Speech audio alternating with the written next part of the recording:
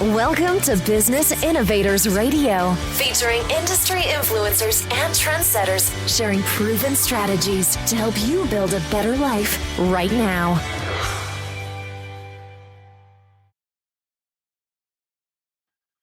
Hello, thank you for joining us.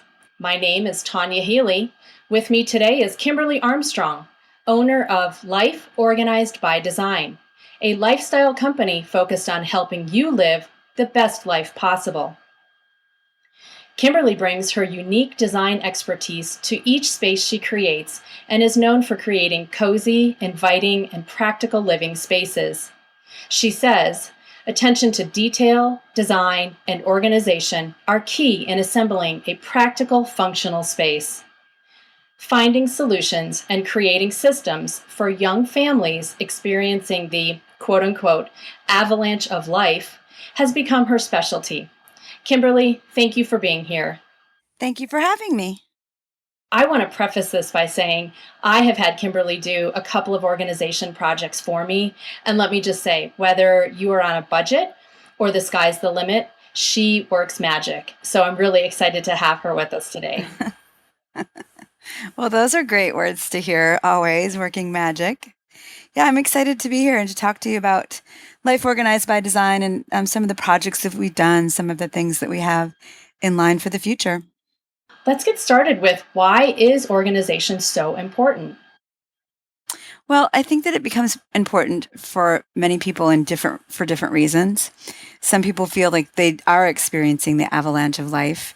And some people just are fed up with stuff.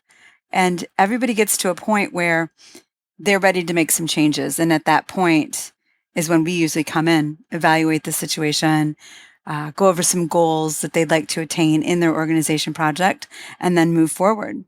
And I think I've heard you say that being organized helps improve someone's life. So how is that? Oh, in so many ways, so many factors. I've specialized lately in helping young families with, I say young families, but families with young kids. And I really have had two couple clients say to me, "You saved our marriage."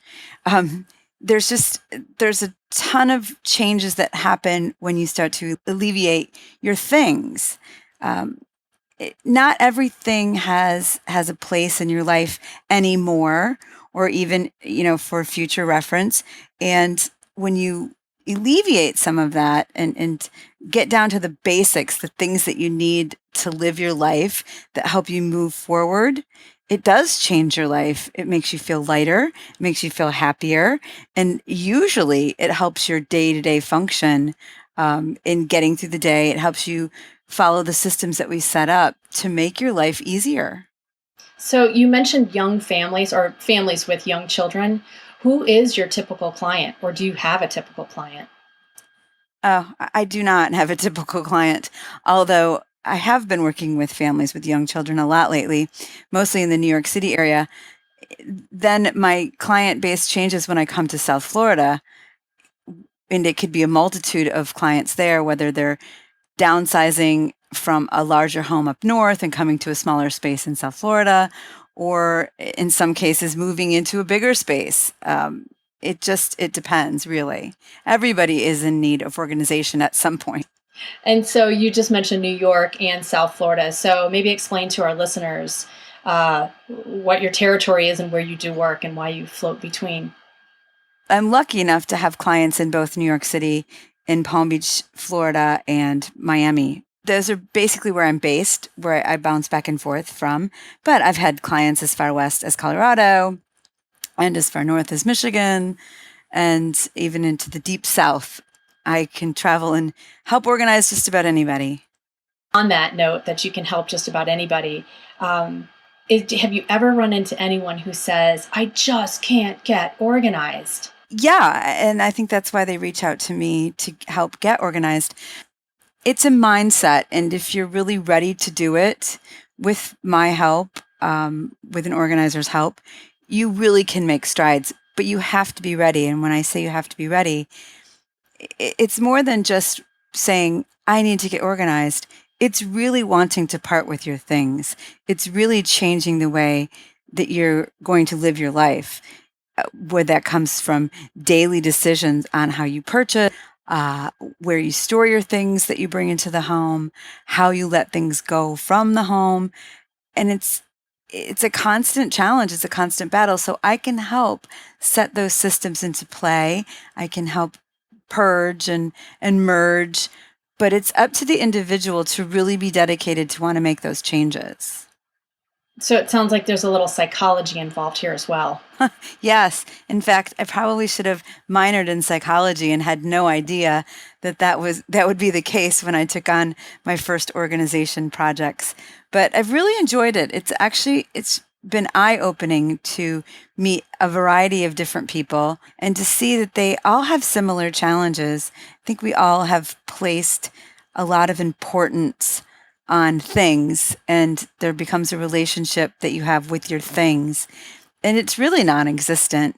It's nice to have the things that will move you through life, and of course, it's always nice to have memories and memorabilia, but minimal, because really the memories live in your mind and in your heart, and that's where you have to be sparked to remember that. It's not the things that spark that; it's your memory and your attachment and your heart to it. Yeah, I think you recently did a very large purge, and so you're speaking from the heart there. Oh yeah, I did personally. Yeah, I've definitely narrowed down my items of things that I own personally, and whether that be part of my a detriment in my business in that I've gotten rid of maybe too much. It feels good, and it feels good to just have the things that are solely that reach your soul, that are important to you, and to not be bogged down by the minutia of stuff. It's a weight that's on your mind, and whether you realize it every day, your mind sees it. Your mind picks up on that energy of that stuff that's in your space.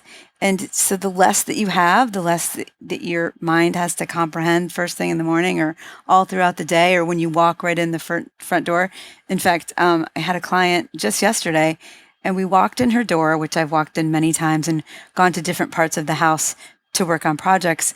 And we walked in the door and I said, we've really got to work on your entryway. This needs to be a place where you feel comfortable, you feel happy, you feel good about coming through the door. And she immediately agreed. And we had tackled her mudroom / pantry / laundry room immediately and made great strides. And so when her husband came home later that day and walked in the door, we waited on the front porch to see what his reaction was. And it was amazing. He noticed immediately. We all feel it coming back through that door now. It's just lighter. It's better. It feels better to be home. And that's really key in helping people. So you did your big purge, right? And so you got rid of your stuff. But how do you approach someone else's stuff? Like, how do you wrap your head around helping them purge and organize what's left?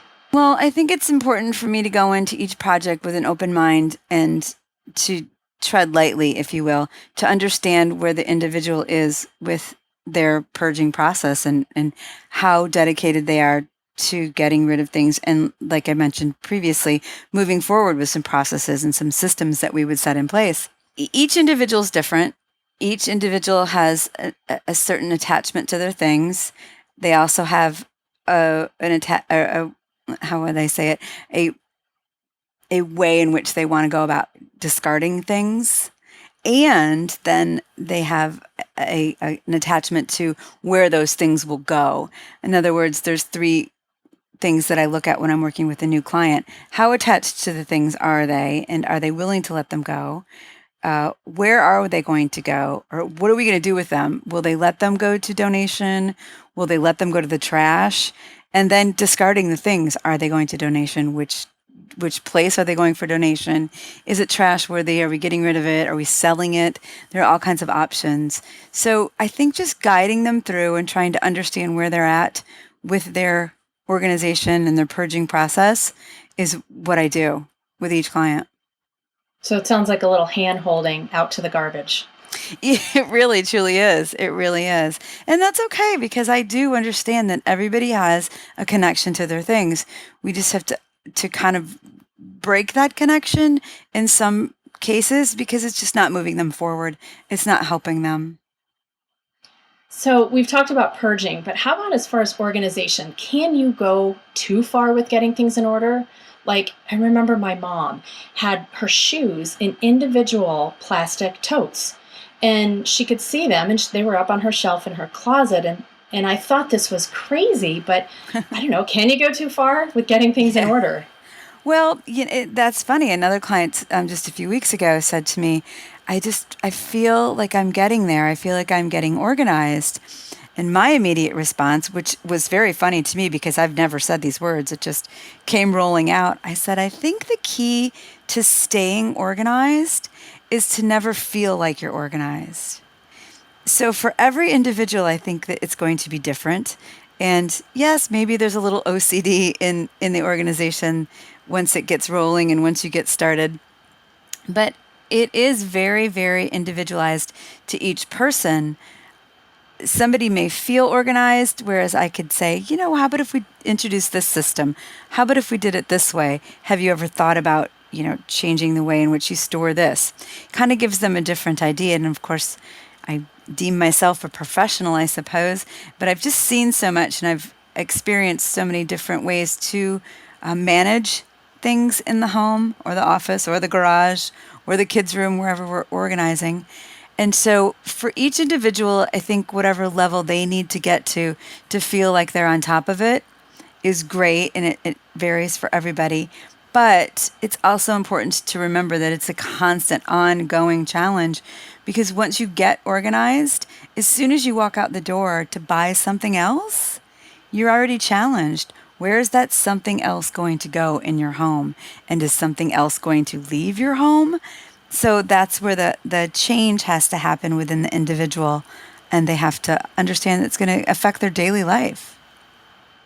So I'm going to shift gears a little bit here, revolving around meals, because I'm a mom of a toddler. And so when it comes to preparing meals, I find myself either really organized and I pull it off well, or I'm not so organized and it's kind of chaotic. So how does organization come into play with preparing meals? Oh, interesting. Although I don't get into that necessarily with my clients, I do prep their kitchens for that kind of activity. So I think staying organized in your kitchen as far as Tupperware drawers, pots and pans, do the lids have a home? Is there a proper garbage system in the kitchen? In other words, garbage and recyclables, and is it out of the way, or is it tucked away in a place that's accessible but not unsightly? Managing cabinets, whether it's changing the height of a shelf just to properly house entertaining trays, or if it's to change it to add maybe a shelf. There's a shelf riser that you can get for plates, and you can house plates underneath and bowls on top, or vice versa, or coffee cups. So you can really make use of every inch of your space of your cabinetry. Just make sure that you're looking at your space with an open mind and a different view, and thinking, how can I use this differently? How can I utilize every space? For instance, do you have maybe a coffee zone? Are you coffee people? Yes, totally. Yeah, if you have a coffee zone, I sometimes even suggest to my clients that they have a breakfast cabinet. So if you can picture a coffee maker out on top of the cabinet next to the stove, if you will, and above that is usually a cabinet. In that cabinet, are there the vitamins? Is there the coffee or the tea that they partake in the morning? Maybe there's oatmeal, or a cold cereal that's at the ready, at the grab, so that whatever that family's morning routine is, they have it accessible right there in their kitchen. There's a bunch of different ways. I think you just have to think about how you actually live in your kitchen and how you prep that food. If it's organized and there's systems in place, it helps you get out the door earlier in the morning. It helps you come home and make those fast last-minute dinners. And it's great. It really is the heartbeat of the home, the kitchen. And so if that's organized, pretty much everybody should be happy. So be honest with me here. Are there parts of your life that are not organized? Yes, there are. Um, Although it's very small because I'm pretty light on my feet these days. Paperwork is my challenge, and I fight I fight with myself all the time. Everybody's got a little place that's their struggle point, and paperwork is definitely mine, and I'm working on it. That's all I can say. That dreaded paper, file cabinets, oh, they feel so archaic. Well, and that's one of the things that I'm trying to do is to not have files, and I'm pretty again light on my feet because technology provides us the opportunity to live that sort of life these days. But it takes a while to get there. It takes everybody a while to get there. It's certainly worth looking at because paper does pile up, and there's just so much that you don't need. And it's actually one of the challenging processes that I have with my clients because they experience so much anxiety when it comes to paperwork. Because a sweater, they can look at it and say, you know what, it's 15 years old. I really don't wear it any longer. I'm willing to donate it. If it's donatable, we donate it. Or if it's not, I easily talk them into letting it go, maybe into the trash. So there's options there. With paperwork, that individual holds the piece of paper, then realizes that there's something that has to be done with that piece of paper. And the answers to that are like endless. It could be to follow up with a phone call, to follow up with an email. Again, it's endless, but that person has to assign that. And then they have to realize that they have to do it. So paperwork is really, really tough, and it takes a long time to get through. The max I work with people on paperwork is 4 hours. And in fact, that's probably the max that I work with people in general, because after that, they're exhausted. I'm exhausted, and we've probably come to a point where they're a little frustrated. I mention that to them often. I think we'll just work a 4-hour session to get started and see where we're at. And usually when they come to the point to hire me or to bring me on board to help them, they're really anxious and say, no, let's work 6 hours. But by 3.5 hours, they're getting a little testy and realize, I think you were right. I think 4 hours is the max that I can do this. So 4 hours is about all they can take, especially when it comes to paperwork. I'm sure you have some wonderful tolerance and patience within your day. Yes, I practice it often. But at the end of the day and at the end of my projects, and I stay friends with a ton of my clients because I work so personally with them. I'm in their space. I get to know their family, their nannies, their project managers if they're under construction. And I really love the relationship that I'm able to build with them because I am trying to help them move forward, and they often need that help, and so they're so appreciative. So yes, patience, but it feels good at the end of the day to know that I've made changes in their lives and to help them move forward. That's a beautiful thing. It is a beautiful thing. So now we've talked a lot about the home, but you offer assistance in an office setting as well, right? Yes, I've actually, strangely enough, worked with a lot of interior designers. I have an interior design degree, and I came out of design school, which is my second run at college. So I was a little older in life, a little later in life. And I really liked interior design. I liked studying it, but I knew that I wasn't set up for residential or commercial design, which is normally what you go to school for and you move into residential or commercial and work in larger projects. But I knew I had this organization niche. And so combining those two and just coming out of my new college days of my older years, I knew a lot of interior designers, and I knew that they were struggling. Times had changed and their business models had changed, and a lot of them had let go of their assistants. And I stepped in a couple years after that had happened because their offices and their libraries had become really messy, and they just didn't have that second hand to help them. So having the interior design degree and background and having this knack for organization, I was able to come in and step in and help them get through that tough time of not having an assistant around, organize their libraries, organize their offices, maybe do some showroom work. And I've also worked in some corporate offices in the city and in New York City. And it all comes back down to, again, how the individual is ready to get rid of their things, how we can work together. And they're usually so frustrated in either a residential or a corporate position or situation that they're ready to let things go, that we just work well and get the job done. So I have one final question for you here, and I probably should have asked you in the beginning, but So many of us become overwhelmed with stuff and the thought of organizing it and where do I put it? It doesn't fit, but I want to keep it. So how did you develop a passion for actually organizing not only your stuff, but other people's? Like, where does this come from? Funny. Well, you mentioned your mother. My mother was super organized, and that was maybe a template that was set forth for me from a young age, in that I had to get up and make things tidy. That's what happened. There was no choice. And so she kept a pretty tidy house. Something happened with my grandparents on my father's side when I was fairly young, in that they were from the recession times and they were farmers. So they were very lean not lean. They were very Thrifty. thrifty. They were very thrifty, and they knew the value of something. And at that time period, it was very, very important to hang on to things because you didn't know if you were going to need them in the future.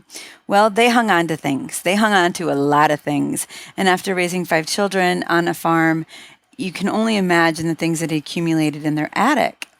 And I think I was probably 17 or 18 when my grandfather passed away, and my grandmother was moved to a different living situation. And so it was up to the family to take care of the home and to discard things in the attic or keep things, just decide what was going to happen with these things. There was so much stuff in their attic that I have a visual of the trash bin, like the big bin that you move in for construction, outside of their gorgeous farm home. And we were just pitching things into this trash bin. And it struck me, and I thought, we just don't need that much stuff anymore. And it was sad, and it was hard to throw grandma and grandpa's things away. So I guess from my perspective, it's important for us, since the society has changed so much since the time when they were growing up. We experienced so much gluttony and buy in the 80s and the 90s, whereas I think we're becoming a little more responsible in the 2000s, and we're deciding that those things necessarily don't hold the memories, like I mentioned before, and they don't hold the things that we carry in our heart. It is the memories. It's not that thing. So it's important to reconsider maybe some of the stuff that's in your place and in your harboring space. I like to say that if it's in New York, people really get it, because I'm like, how much are you paying to store this thing? And if you break it down to that, it kind of makes some sense. You're paying to store this thing. And again, as space is so limited in the city, it definitely hits home with them. But I think it's for everybody. Even if you have a larger home or a larger space, still doesn't need to be crammed with all that stuff. And it's a process we all have to go through in getting rid of it. It really is. And oh my gosh, you just struck a chord with me, because we moved from a very small space where we lived lean. And then we brought our stuff to this big house we're in, 3-bedroom, not huge, but we filled it up with our things that had been in storage. And even though this is much bigger, we still have a storage unit, and it makes me feel terrible. And so, yeah, how much are you paying to store the stuff? It's not much stuff, but yeah, we're paying to store stuff that we don't use. Yeah, so that you don't use. And so you have to look at it and see, how is this moving me forward? Or is this holding me back? And it really comes, down to that. Although I do have to say, I've been kind of a gypsy, being lucky to bounce back and forth from New York and South Florida. And I think that my gypsy life is coming to an end. And so I'm anxious to get some stuff. So we all need some stuff, but you'd be surprised if you start to just really think about it. And you have to look at it with a different eye, or bring in an organizer, or bring in a friend if you don't, a very, very strong friend who can talk you out of things. But, bring in somebody to give you some help. I can't do my wardrobe by myself. I mean, I'm pretty good at it, but when it comes down to it, I needed 2 girlfriends to get me through the wardrobe purges over the last couple years. So we all need help. That's what it comes down to. But we all have to realize, too, that life is changing. Our lives have changed so much in the last 20 years due to technology, if you break it down to that. And we just don't need as much stuff to hold us back. It's so much easier to live a life organized by design. How's that for a plug? Actually, that brings me to my wrap, which is, if someone is in need of your help, how do they reach out to you? And are you offering just face-to-face visits, or do you help clients over the phone? Oh, I think I would help them over the phone, but face-to-face is so much better. I've thought about the idea of putting something together on the web. On the web, I sound like I'm 100, on my website. But I really think that whenever I've tried, it's hard enough to work with people face-to-face, believe it or not. Again, everybody has a different connection to their things, but everybody really has a different connection to how they want to let things go. And so working with them face-to-face is usually the best, because I do have the psychology that's involved with it to help you get through and ask you the questions that you need to really look at. This candlestick, I know that it's been in your family for a very, very long time, but it's chipped and it won't even stand upright any longer. I think we need to let this go. There's things that you just don't realize that you've attached such, grand emotion to. I get it, but it's just not serving a purpose any longer. So sorry, long-winded question, but face-to-face, yes. But certainly talk to somebody over the phone, or maybe even work some answers and questions over the website, which I do have my website, Life Organized by Design, and I have a great following on Facebook and Instagram. And so we have a lot of fun on Facebook and Instagram with current things happening and new projects and new client situations. Well, thank you, Kimberly, for taking the time to be here, and to you, our listeners. Please share this podcast with your friends on your favorite social media site. And remember, an organized, orderly, and handsomely appointed space in your home or business will help you achieve that magical environment that you deserve. Call Kimberly today for a consultation on how to get your life organized by design.